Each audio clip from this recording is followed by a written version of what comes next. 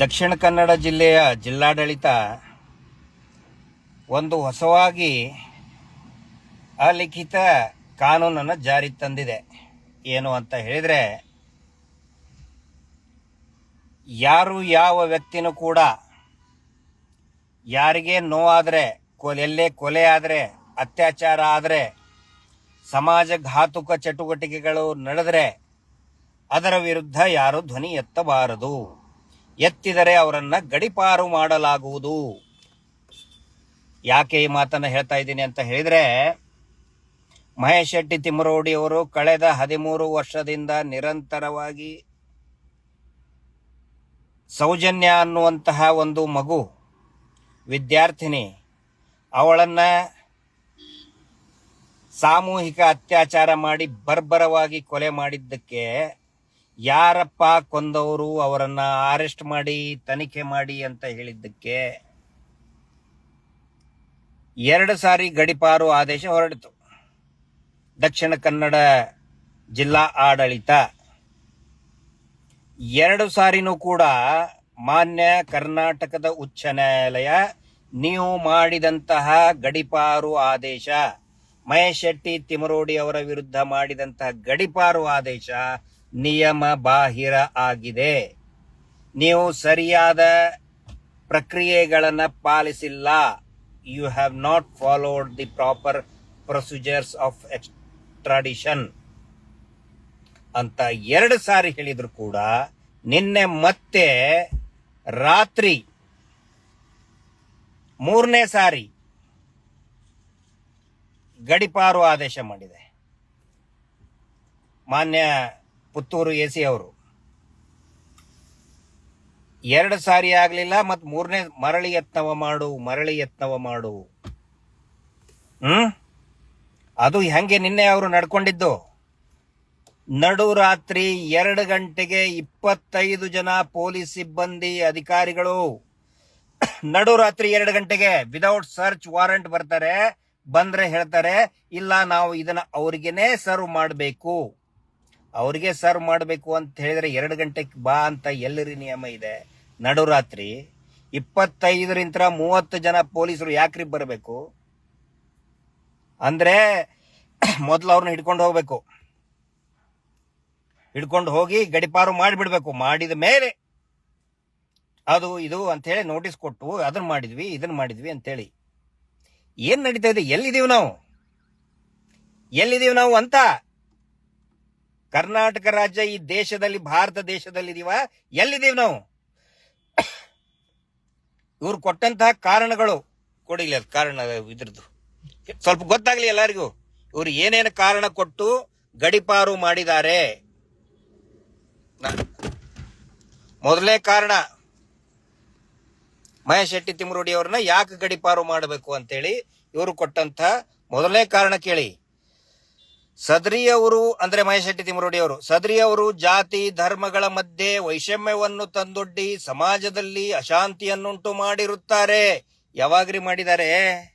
ಯಾವ ಜಾತಿ ವಿರುದ್ಧ ಮಾತಾಡಿದ್ರು ಮಹೇಶ್ ಶೆಟ್ಟಿ ತಿಮ್ಮರೋಡಿ ಅವರು? ಯಾವ ಧರ್ಮದ ವಿರುದ್ಧ ಮಾತಾಡಿದ್ರು ಮಹೇಶ್ ಶೆಟ್ಟಿ ತಿಮ್ಮರೋಡಿ ಅವರು? ಯಾವಾಗ ಮಾತಾಡಿದ್ರು? ಎಲ್ಲಿ ಮಾತಾಡಿದ್ರು? ಸುಮ್ಮನೆ ಬರೆದು ಬಿಡದ್ ಹಂಗೆ. ಪ್ರಿಂಟರ್ ಇದೆ, ಪೇಪರ್ ಇದೆ, ಸರ್ಕಾರಿ ಪ್ರಿಂಟರು, ಸರ್ಕಾರಿ ಪೇಪರು, ಬರೆದು ಬಿಡೋದು. ಯಾವ ಜಾತಿ ವಿರುದ್ಧ ಮಾತಾಡಿದ್ದಾರೆ? ಅತ್ಯಾಚಾರಿಗಳ ವಿರುದ್ಧ ಮಾತಾಡಿದ್ದಾರೆ. ಅತ್ಯಾಚಾರಿಗಳದ್ದು ಹಂಗಿದ್ರೆ ಒಂದು ಜಾತಿ ಐತೇನು?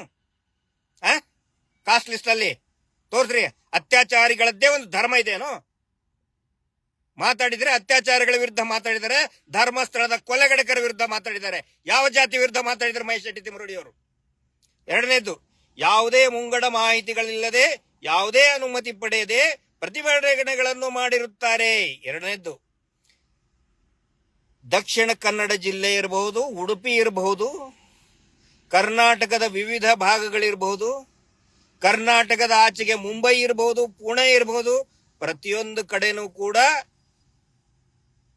ಅನುಮತಿ ಪಡೆದೇನೆ, ಅಲ್ಲಿಯ ಸ್ಥಳೀಯ ಹೋರಾಟಗಾರರು ಅನುಮತಿ ಪಡೆದೇನೆ ಹೋರಾಟವನ್ನ ಹಮ್ಮಿಕೊಂಡಿದ್ದು. ಆಯ್ತಪ್ಪ, ಅನುಮತಿ ಪಡೆದೇನೆ ಮಾಡಿದ್ದಾರೆ ಎಂದಾದ್ರೆ ಯಾಕ್ರಪ್ಪ ನೀವು ಪ್ರತಿಭಟನೆ ಮಾಡಕ್ ಬಿಟ್ರಿ? ಫಸ್ಟ್ ಆಫ್ ಆಲ್ ಪ್ರತಿಯೊಂದಕ್ಕೂ ಕೂಡ ಅನುಮತಿ ತಗೊಂಡಿದ್ದಾರೆ, ಅದಕ್ಕೆ ಫೀಸ್ ಕಟ್ಟಿದ್ದಾರೆ. ಅನುಮತಿ ಇಲ್ಲದೆ ಪ್ರತಿಭಟನೆಗಳನ್ನು ಮಾಡಿರುತ್ತಾರೆ. ಎರಡನೇದ್ದು. ಮೂರನೇದ್ದು, ಸೌಜನ್ಯ ಹತ್ಯೆ ಪ್ರಕರಣದ ಹಿನ್ನೆಲೆಯಲ್ಲಿ ಸಾರ್ವಜನಿಕವಾಗಿ ಪೊಲೀಸ್ ಅಧಿಕಾರಿಗಳಿಗೆ, ಪೊಲೀಸ್ ವ್ಯವಸ್ಥೆಗೆ, ಸಮಾಜದ ಗಣ್ಯರಿಗೆ, ಸರ್ಕಾರಕ್ಕೆ, ಸರ್ಕಾರ ನಡೆಸುತ್ತಿರುವ ಉನ್ನತ ಹುದ್ದೆಯ ರಾಜಕಾರಣಿಗಳಿಗೆ ಅಸಂವಿಧಾನಿಕ ಪದಗಳಿಂದ ತುಚ್ಛವಾಗಿ ಮಾತನಾಡಿರುತ್ತಾರೆ. ಯಾವಾಗಪ್ಪ ನೀವು ಅವರು ಮಾತಾಡಿದ್ರು?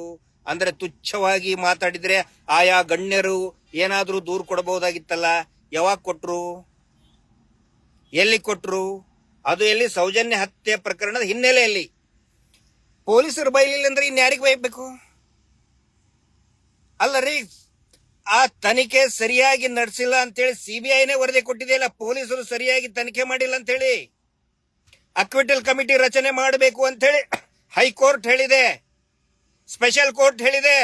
ಪೊಲೀಸರು ಸರಿಯಾಗಿ ತನಿಖೆ ಮಾಡಿಲ್ಲ, ಅಧಿಕಾರಿಗಳು ಸರಿಯಾಗಿ ಮಾಡಿಲ್ಲ ತನಿಖೆ, ವೈದ್ಯಾಧಿಕಾರಿಗಳು ಮಾಡಿಲ್ಲ ಅಂತೇಳಿ ಹೈಕೋರ್ಟ್ ಹೇಳಿದೆಯಲ್ಲ. ಹೈಕೋರ್ಟಿಗೆ ಗಡಿಪಾರ ಮಾಡ್ತೀರಿ? ಪೊಲೀಸರು ಸರಿ ಮಾಡಿಲ್ಲ ಅಂದ್ರೆ ಪೊಲೀಸರಿಗೆ ಬೈಬೇಕು, ಮತ್ತೇನು ಬ್ಯಾಂಕ್ ಮ್ಯಾನೇಜರ್ಗೆ ಬೈಬೇಕಾ? ದೇವಸ್ಥಾನದ ಪೂಜಾರಿಗೆ ಪ್ರಶ್ನೆ ಕೇಳಕ್ಕಾಗತ್ತಾ ತನಿಖೆ ಯಾಕೆ ಮಾಡಿಲ್ಲ ಅಂತೇಳಿ? ಆರೋಪ ಇರುವುದೇ ಅದೇ ಪೊಲೀಸರ ಮೇಲೆ. 5 ಕೊಲೆ, ಸೌಜನ್ಯ, ಪದ್ಮಲತಾ, ವೇದವಲ್ಲಿ, ಆನೆ ಮಾವುತ double murder case, all reported cases. ಆರೋಪಿಯನ್ನ ಹಿಡದೇ ಇಲ್ಲ. ಯಾರಿಗೆ ಹೇಳ್ಬೇಕು? ಬ್ಯಾಂಕ್ ಮ್ಯಾನೇಜರ್ಗೆ ಹೇಳ್ಬೇಕಾ? ದೇವಸ್ಥಾನದ ಪೂಜಾರಿಗೆ ಬೈಬೇಕಾ? ಯಾರಿಗೆ ಬೈಬೇಕು?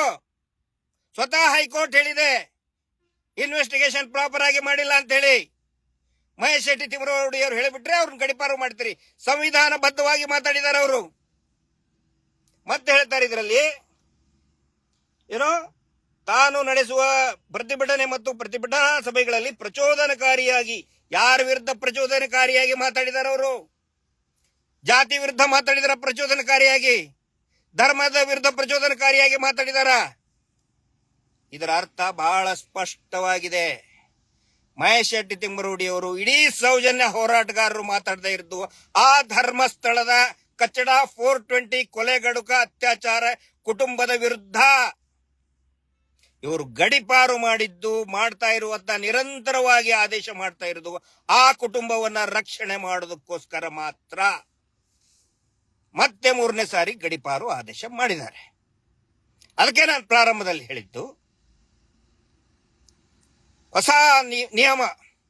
ಯಾರು ಹೋರಾಟ ಮಾಡಬಾರದು, ರೈತರು ಹೋರಾಟ ಮಾಡಬಾರದು, ಕನ್ನಡ ಪರ ಸಂಘಟನೆಗಳು ಭಾಷೆಯ ಬಗ್ಗೆ, ನೆಲ ಜಲ ಭಾಷೆಯ ಬಗ್ಗೆ ಹೋರಾಟ ಮಾಡಬಾರದು, ಕೊಲೆ ಆದ್ರೆ ಹೋರಾಟ ಮಾಡಬಾರ್ದು, ನ್ಯಾಯ ಸಿಗಲಿ, ಅತ್ಯಾಚಾರಿಗಳು ಸಿಗಲಿ ಅಂತ ಹೋರಾಟ ಮಾಡುವಂಗೆ ಇಲ್ಲ ಈ ರಾಜ್ಯದಲ್ಲಿ. ಮಾಡಿದ್ರೆ ಗಡಿಪಾರು, ನಡುರಾತ್ರಿ 2 ಗಂಟೆಗೆ. ನಾಚಿಕೆ ಆಗಬೇಕು.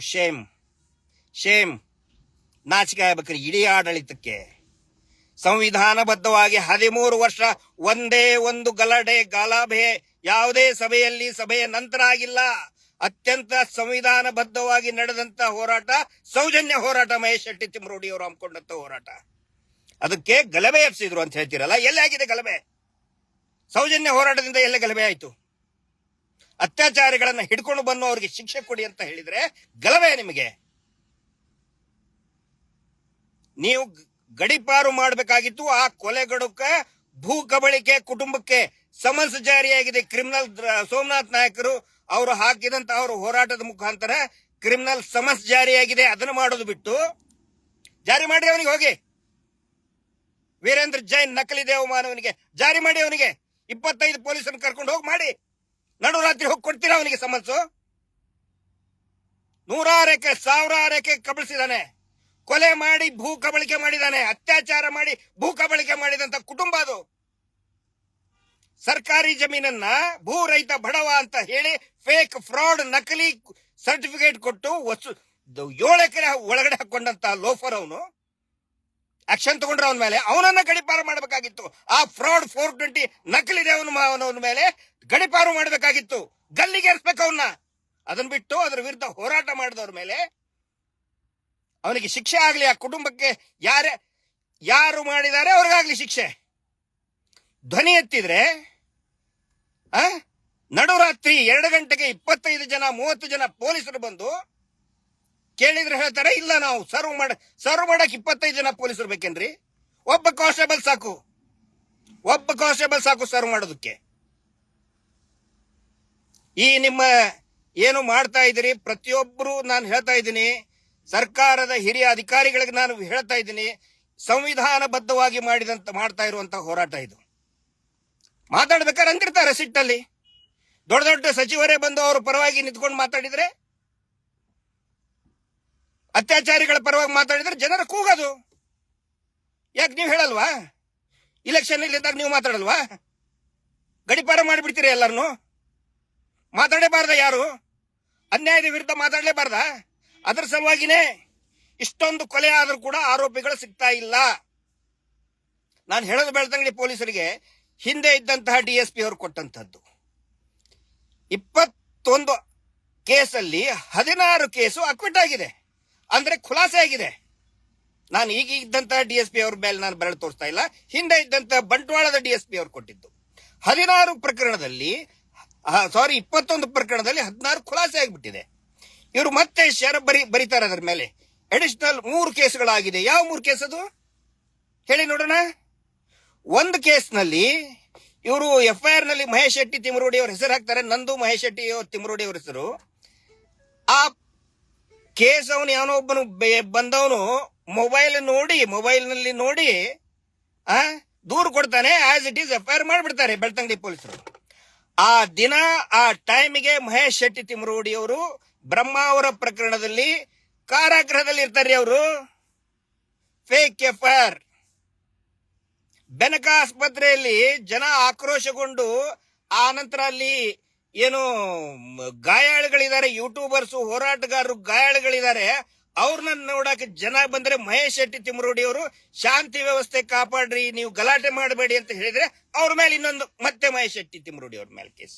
2 ಕೇಸ್ ಅದು, 3 ಫೇಕ್ ಕೇಸ್. ಆ 3 ಫೇಕ್ ಕೇಸ್ಗಳನ್ನ ಹಳೆ 1998ರಲ್ಲಿ ಅವ್ರನ್ನ ರೌಡಿ ಶೀಟರ್ ಮಾಡಿದ್ದು, ಈಗಲ್ಲ, 1998. ಅದಕ್ಕೆ ಈ ಎಕ್ಸ್ಟ್ರಾ 3 ಕೇಸ್ ಮಾಡಿ ಮತ್ತೆ ಗಡಿಪಾರು ಆದೇಶ. ಅಂದ್ರೆ ಇವ್ರ ಫೇಕ್ ಕೇಸ್ ಮಾಡುವುದೇ ಗಡಿಪಾರಕ್ಕೆ ಆಡ್ ಮಾಡೋದಕ್ಕೆ, ಗಡಿಪಾರು ಆದೇಶ ಮಾಡೋದಕ್ಕೆ. ಯಾರನ್ನ ಖುಷಿ ಪಡಿಸೋದಕ್ಕೆ ಮಾಡ್ತಾ ಇದ್ದೀರಿ ನೀವು? ಯಾರನ್ನ ಖುಷಿ ಪಡಿಸೋದಕ್ಕೆ ಮಾಡ್ತಾ ಇದ್ದೀರಿ? ಕ್ಲಿಯರ್ ಆಗಿ ಗೊತ್ತಾಗ್ತಾ ಇದೆ, ನೀವು ಅತ್ಯಾಚಾರಿಗಳ ರಕ್ಷಣೆಗೆನೆ ನಿಂತ್ಕೊಂಡಿದ್ದೀರಿ.